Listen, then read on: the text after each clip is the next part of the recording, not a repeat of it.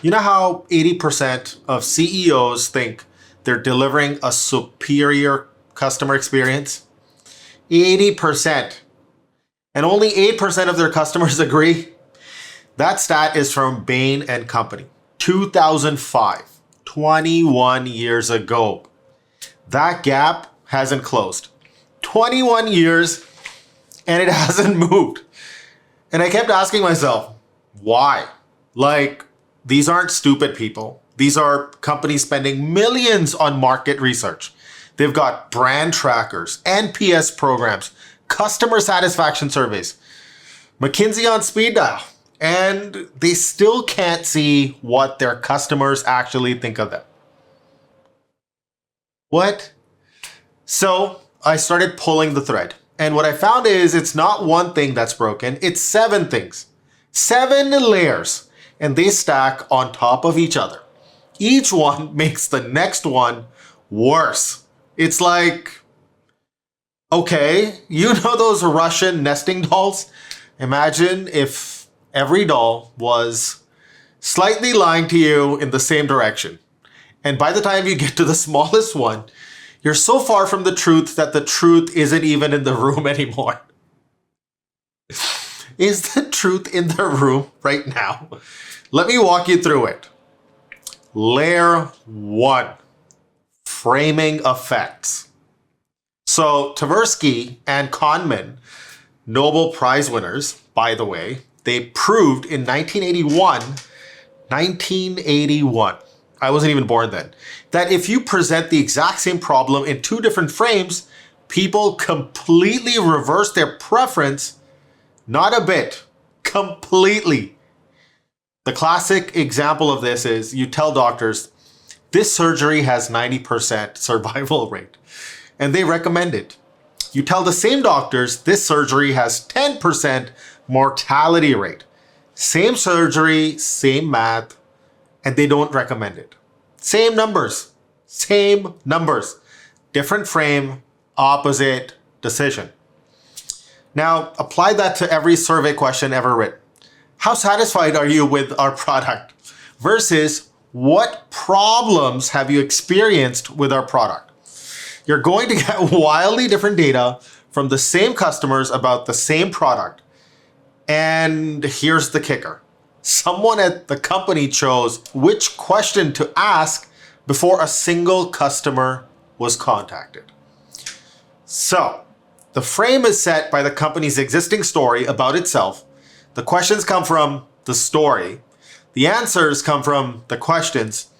The answers confirm the story, and nobody notices because the loop closed before it started. It's like asking your mom if you're handsome. What's she gonna say? The question contains the answer. Layer 2. This is where it gets spicy. Hypothesis-driven consulting. So McKinsey, Bain, BCG, all the big firms, they teach a methodology where you form your hypothesis in the first week or 2. And you form it by interviewing the client's leadership team. McKinsey's own methodology literally says, I'm paraphrasing, but barely. Since you should form your hypothesis at the start, you have to rely less on facts and more on instinct or intuition. Let me repeat that. They're saying before we have data, we guess. And we guess by talking to the people who are paying us. The client's version of reality becomes the foundation. Everything after that is just decorating the foundation. It's like hiring a detective to investigate you, but the detective starts by asking you what happened, believes your version, and then goes looking for evidence that supports your story. That's not an investigation. That's a $2 million confirmation email or PowerPoint. And look, this isn't me trashing consultants. The individual people are often brilliant. The structure is the problem. The client is paying, the client provides access, the hypothesis is co-authored with the client. Of course, the output confirms what the client already believed. The architecture guarantees it. Okay, layer 3, demand characteristics. There's this researcher named Orn from 1962, and he proved that every research interaction, every single one, signals to the participant what the right answer is. He literally said it's futile, his words, futile, to imagine an experiment without demand characteristics. But here's where it gets really wild. More recent research, Cornell and Lush from 2023, found that demand characteristics don't just change people's answers, they change people's actual experiences. Like the bias gets so deep, it rewrites the person's memory. So when you get a survey from your bank or your software company, you know who sent it. You know what they want to hear. And you adjust, often without even realizing it. And that adjusted response, it becomes what you actually remember about the experience. The research isn't just collecting bad data, it's creating bad data at the level of human memory. That's insane. That's not a measurement error. That's the instrument changing the thing it's measuring. It's like a thermometer that makes things hotter just by touching them. Layer 4, acquiescence and social desirability bias. Okay, so even if you could somehow eliminate all the framing problems and the demand characteristics, which you can't, but let's pretend, you'd still have 2 more problems baked into the act of asking anyone anything. First, acquiescence bias. People tend to agree with whatever you ask them. There's a study, Hill and Roberts, 2023, from the Cambridge University Press, that found that acquiescence can inflate the estimated prevalence of a belief by up to 50%, just by using an agree-disagree format. 50%. Half your positive survey results might just be people being agreeable. And here's a fun one. It varies by country. Another study, 40,000 people across 20 countries found that 15% of the variance in acquiescence is explained by which country you're in. So your global brand tracker, probably comparing Canadian politeness against German directness and calling it a regional insight. It's not an insight. It's a measurement artifact. Second, social desirability bias. People lie to look good. Not maliciously, they just curate. The Marlowe-Crown scale established this in 1960. People overreport the good stuff, underreport the bad stuff consistently and predictably. And there's a researcher at UBC, Paul House, who identified that there are actually 2 mechanisms running at the same time. One is conscious. You know you're making yourself look better. The other is unconscious. You genuinely believe the inflated version of yourself. You're not lying. You literally don't have access to the truth about your own motivations. Detection methods exist. They're 85 to 93% accurate. But guess how many commercial brand tracking programs use them? Basically none. 0. It's like we built a breathalyzer that works and then left it in the drawer. So now let's stack it up. The respondent is simultaneously agreeing with whatever you suggest, trying to look good, and unconsciously inflating their own consistency. Every positive data point has been through all 3 filters before it hits the spreadsheet. Layer 5, NPS. Oh, NPS, the golden child. So Net Promoter Score is used by 2/3 of the Fortune 1000. Qualtrics was acquired for $8 billion, partly on the back of it. It's the metric. The metric. And the guy who co-leads the NPS practice at Bain, Rob Markey, he said, this is a direct quote by the way, experience shows that in any given population of customers, the most likely responders are drawn from the ranks of promoters. The least likely to respond are the detractors. The people who love you answer the survey. The people who hate you don't. That's not a subtle bias. That's the architecture of the instrument. Bain's own worked example shows a potential 72-point swing. 72-point swing. A company could report an NPS of plus 50, which looks amazing, right? Champagne in the boardroom when their actual NPS is negative 22. That's not a rounding error. That's living in a completely different reality. And typical response rates for NPS, 4 to 13%. The minimum recommended for statistical reliability is 40%. 40. So we're making major strategic decisions based on a survey that maybe 1 in 10 customers bothered to fill out. And the ones who filled it out are disproportionately the ones who already like you. It's like checking the reviews for a restaurant, but only reading the 5-star ones, and then being shocked when the food is terrible. But the reviews were great. Yeah, because the angry people went home and never logged in. Layer 6, confirmation bias in interpretation. So let's say, hypothetically, magically, the data survived all 5 layers. Clean. It didn't. But it didn't. But let's pretend.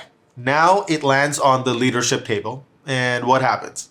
Nickerson, in 1998, cited over 10,000 times, established that confirmation bias is maybe the most well-documented error in human reasoning. We seek evidence that supports what we already believe. We dismiss evidence that contradicts it. And who's sitting at the leadership table? People who spent years building the company's positioning. People whose careers, bonuses, and reputations are attached to the current narrative. They're not going to look at ambiguous data and say, oh, I guess we were wrong about everything. They're going to find the 2 data points that support the strategy and present those at the board meeting. It's not a conspiracy. It's how brains work. Give someone a reason to see something and they'll see it. Give someone a reason not to see something and it's invisible. Layer 7. And this is the deep one. This is the one that makes all the layers invisible. Chris Argyris and Donald Scone from 1974, they proved that theory people say governs their behavior is different from theory that actually governs their behavior. They called it espoused theory versus theory in use.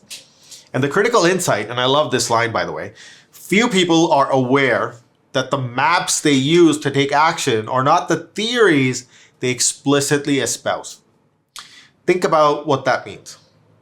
Companies can't accurately describe their own positioning because they confuse what they say they do with what they actually do. And customers can't accurately describe their own purchase motivations because they confuse what they say they bought with what actually drove the decision. Both sides of the conversation are operating from a script they wrote about themselves that doesn't match reality. And neither side knows it. It's like 2 people having a phone call where both of them are reading from the wrong script and both of them think the conversation is going great. Now, here's what really got me. These 7 layers don't just exist side by side. They compound. Each one feeds into the next. The framing limits what can be found. The hypothesis limits what gets looked for. The demand characteristics shape how people answer. Acquiescence and social desirability inflate the positive signal. Non-response bias removes the negative signal. Confirmation bias filters the interpretation. And the espoused theory gap makes the whole stack invisible to everyone involved. By the time the data reaches the CEO's desk, it's been through 7 filters, every single one pushing in the same direction toward confirming whatever the company already believed. That's why the 88 gap hasn't closed in 21 years. The measurement system can't see the gap because the measurement system was built inside the gap. So, what do you do about it? And this is the part that actually excited me. You don't fix the 7 layers. You can't. The contamination isn't any single layer. It's in the whole approach of staring inside the company's story and asking people what they think. The instrument is broken at an architectural level. It's a systemic problem. The alternative is you go around it entirely. You triangulate from evidence the company does not control. Customer reviews on third-party platforms, social media posts the company didn't prompt, Glassdoor reviews, LinkedIn sentiment, SEC filings, legal records, financial signals. It's the same principle as forensic accounting or intelligence work. If you want to know what's actually true, don't ask the subject. Look at the evidence the subject can't edit. That's what perception gap intelligence is. Observing what's already visible in the public record instead of generating new data through contaminated instruments. If you want to see this in action, analyzer.ceo does a free first read. It compresses what a company says against what customers actually say on uncontrolled platforms and shows you where the disconnect starts. And if you want the full picture, 75 plus data sources, scored gaps, and a strategic recommendation, then you can try out Monopoly at monopoly.ceo. And it does it under 8 minutes. But here's what I really want you to sit with. Every company you've ever worked with, every brand tracker you've ever read, every NPS score you've ever celebrated, every consulting deck you've ever received, it all went through those 7 layers. All of it. The question isn't whether it was distorted. It clearly was. The question is whether you're willing to look at what shows up when you bypass the whole thing.